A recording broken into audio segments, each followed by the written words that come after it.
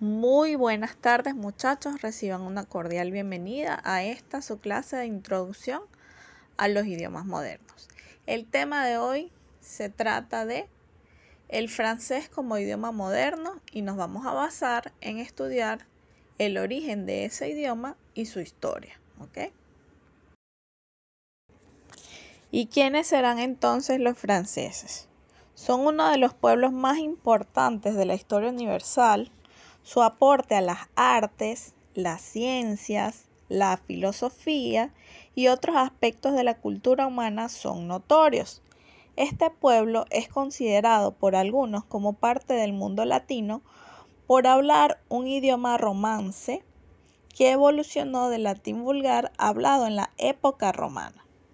Otros señalan su origen germano por ser Francia misma, nombrada por una tribu germana, la tribu de los francos, que conquistaron o colonizaron este territorio. De dicha conquista por parte de los francos hacen ya 1500 años. Hay una visión o posición que fue sostenida hasta hace no mucho tiempo e incluso se puede decir que es todavía la posición oficial, en cierto sentido. Se ven a los franceses como descendientes de los galos. Los galos eran más bien un conjunto de pueblos de origen celta que habitaban antes de la llegada o de la conquista de Julio César. Pero entonces, ¿cuál es la raíz de los franceses?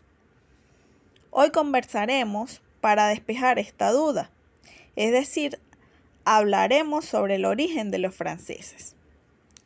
Previo a la llegada de los celtas al actual territorio de Francia, alrededor del siglo VI a.C., este estaba habitado por distintas tribus, algunas más indoeuropeas que otras, estando por ejemplo la tribu de los aquitanos, que hablaban una lengua pre-indoeuropea. La cultura celta se fue imponiendo, aunque hay que señalar que está todavía en discusión hoy en día qué es lo celta, ya que hay una gran diversidad en los registros arqueológicos e históricos. En el sur se establecieron colonias griegas también desde el siglo VI a.C. Masalia fue una de ellas, que luego se conocería como Marsella. También Niza fue fundada como colonia griega llamada Nicaya. Pero en el resto del territorio fueron las distintas tribus celtas que compartían más o menos una cultura común las que predominaron. Estas serían clasificadas y llamadas por los romanos como los galos. Los romanos denominaban a los franceses como el pueblo galo porque antes Francia no se le llamaba de esta manera, sino que se le denominaba Galia. Así era conocido ese territorio, pues. Estos, los galos, tenían una conducta muy belicosa, es decir, eran buscapleitos, y se enfrentaban intermitentemente con los aquitanos, con los germanos, con los romanos y también entre sí. ¿Ok? Un personaje del pueblo galo, bajo el mando de su jefe llamado Breno, logró incluso tomar Roma misma en el año 1387 a.C. Pero, ¿qué pasó? Las distintas tribus galas no tenían un buen nivel de organización, ni tampoco estaban unificadas, por lo que los romanos fueron conquistándolas poco a poco. En el 58 a.C., Julio César comenzó su campaña, que finalizaría con la conquista total de la Galia, la actual Francia. Esto tuvo como resultados desastrosos para los habitantes del lugar. Aunque con el paso del tiempo la situación fue mejorando. Los romanos colonizaron ese territorio, siendo por ejemplo la ciudad de León originalmente una colonia romana. Esto, sumado a una asimilación de los galos, daría como resultado que emergiera la cultura galo-romana. Esta fusión en lo cultural dejó un legado lingüístico importante, siendo el francés el ejemplo más obvio, pero también podemos nombrar el idioma romance de Suiza, el friuliano, que se hablaba en Friulia, Venecia Julia, e incluso el catalán, según algunos lingüistas. Ya para finales del Imperio Romano de Occidente, lo que sería Francia había sido profundamente romanizada, aunque la cultura celta perduró, incluso hasta luego de la caída del Imperio Romano. El idioma galo, por ejemplo, parece haberse extinguido recién en el siglo VI. Podemos ver que incluso hace más de 1500 años, los habitantes de Francia tenían diversos orígenes. Predominantemente eran descendientes de los nativos del área de los galos y de los romanos, pero también habían germanos que formaron parte del ejército romano durante siglos y se integraron exitosamente a la sociedad romana. Ya con la crisis del fin del imperio, los pueblos germanos comenzaron a hacerse al poder de este territorio. Estos serían los francos, los burgundios y otros, que se adueñaron de distintas partes de la Galia.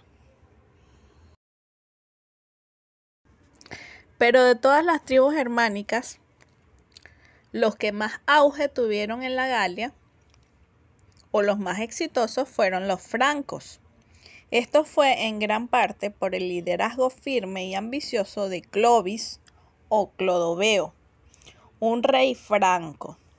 Este fue extremadamente cruel con sus oponentes, incluso si eran de su propia familia. Clovis después se convirtió al cristianismo, algo que le sirvió para ganar legitimidad a los ojos del pueblo galo-romano, que ya estaba cristianizado. Pero no solo los germanos migraron masivamente, sino también los bretones migraron al noroeste de la actual Francia, escapando de las invasiones anglosajonas de Britania. Al día de hoy, más de 200.000 personas hablan bretón en la región francesa de Bretaña. Los francos se alzaron como la nueva forma de aristocracia y dieron su aporte genético, lingüístico, dejando cientos de palabras que se originan en el idioma francés. En el francés actual me refiero. Además de modificarlo en otros aspectos.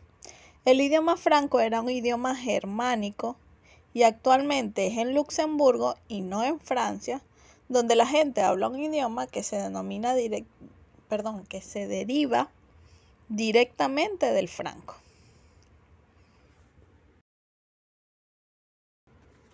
Podemos observar que a partir ya del medioevo había una diferenciación entre el norte de Francia, más germanizado, y el sur, más galo-romano.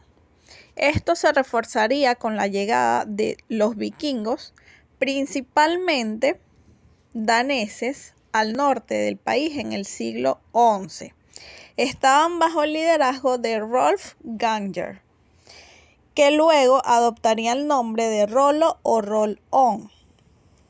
Los nórdicos irían asimilando la cultura y la población local, dando como resultado el nacimiento de la identidad normanda.